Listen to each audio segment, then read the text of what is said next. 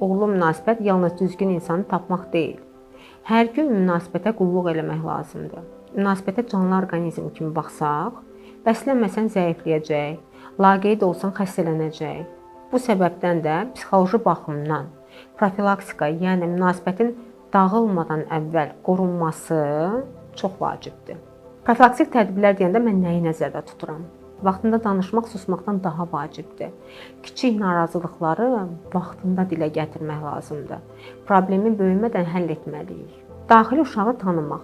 Çünki münasibətdə incinmiş tərəf çox vaxt bugünkü böyüklər deyil, keçmişdəki yaralanmış uşaqlardır.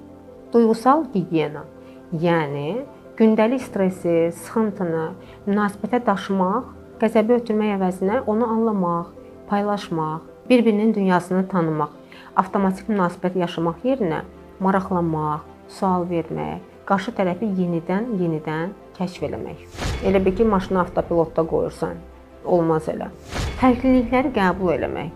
Yəni sən beləsən, dəyişməlisən. Belə yox. Bir yerdə inkişaf etmək üçün birlikdə olmaq. Bu profilaktik tədbirləri görən cütlüklər xoşbəxt olmağa məhkumdurlar.